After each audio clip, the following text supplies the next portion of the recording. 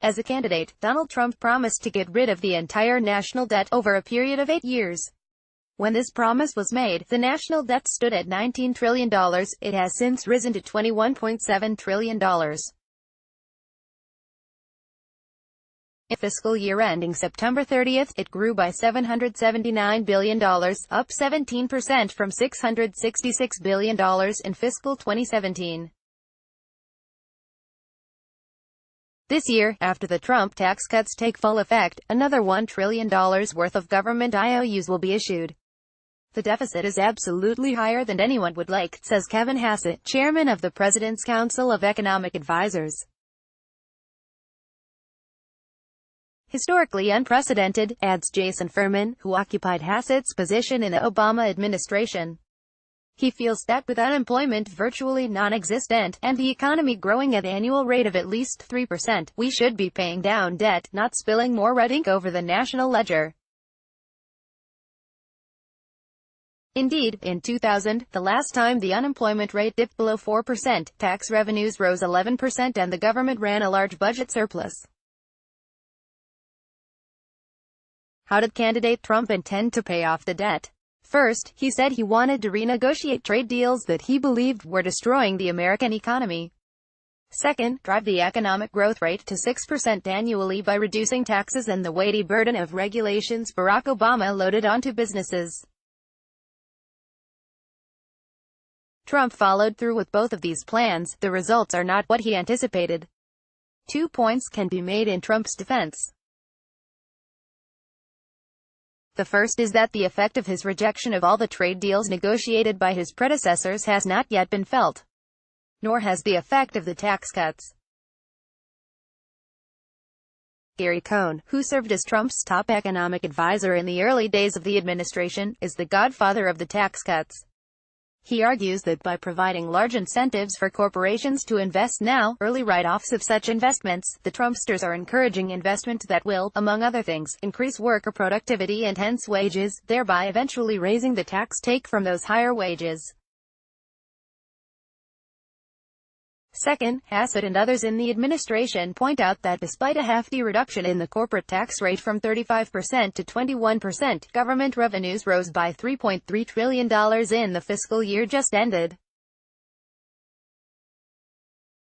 In part this is because the economy is growing at around a 4% rate in response to the tax cuts and to a revival of animal spirits as entrepreneurs and corporate chieftains wake up in the morning wondering not what the government is going to do to them, but what it might do for them.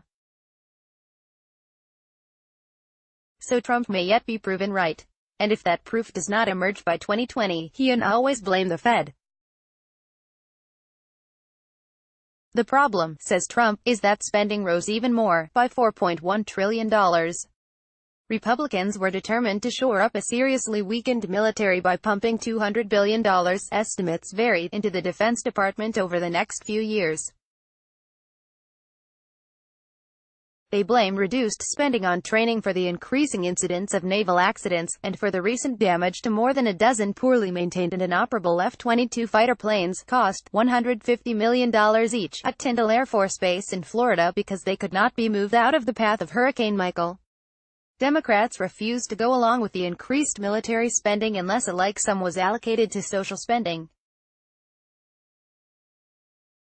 These massive increases in defense spending are for the most part unnecessary and counterproductive, declared the Center for American Progress, a left-leaning think tank that describes itself as nonpartisan. Its board includes John Podesta, chairman of Hillary Clinton's campaign, and billionaire Tom Steyer, leader of the campaign to impeach Trump. Trump swallowed that very bitter pill and went along with increased spending on entitlement programs. This week he attempted to recover some of the lost ground by ordering each cabinet member to cut her department budget by 5%, which will certainly provide work for the number crunchers who will have to demonstrate that the goal has been met without actually meeting it. Whatever the causes of the current state of the national fisc, two things are certain. One is that deficits are rising, ballooning an already high national debt, and will continue to rise as rising interest rates drive up the cost of carrying that debt. Add rising Social Security and healthcare spending on an aging population and we have the beginning of a long-term avalanche that is going to get worse every year, says Brian Riedel, senior fellow at the conservative Manhattan Institute and author of A Comprehensive Federal Budget Plan to Avert a Debt Crisis, published about a week ago, which calls for reforms of Social Security and Medicare that would include trimming benefits for upper-income recipients and some tax increases. The second follows from the first. When the next recession comes, and come it will, probably in 2020 if many forecasters are to be believed, it will be difficult for the government to deploy its major weapon, loosening an already too loose fiscal policy. Politicians are likely to regard further tax cuts and/or increased spending that would boost already runaway deficits as somewhere between imprudent and reckless, and worse still, politically unpopular. So the burden of countering the next recession will fall on the Federal Reserve Board. But it, too, will likely be out of ammunition. It plans to continue raising rates until they reach the 3% level that is considered neutral, pro-growth without encouraging inflation. According to The Economist, the policy arsenal is still depleted from fighting the last downturn. The Fed has less than half the firepower it had when confronting past recessions. In short, America goes semi-naked into the next recession. Or stark naked if the politicians have their way. Trump is talking about another round of tax cuts, and the increasingly ascendant progressive faction of the Democratic Party is campaigning on a platform of free medical care and college tuition for all. Unless, of course, Congress recalls the words of Paul Ryan, the Speaker of the House who has decided to retire rather than continue as the president's point man in the House. In 2010 Ryan, the keeper of the traditional Republican position, wrote, "Unprecedented levels of spending, deficits and debt will overwhelm the budget, smother the economy, weaken America's competitiveness, and threaten the survival of the government's major benefit programs, unless tax cuts pay for themselves by stimulating growth at a Trumpian rate of 6% per annum."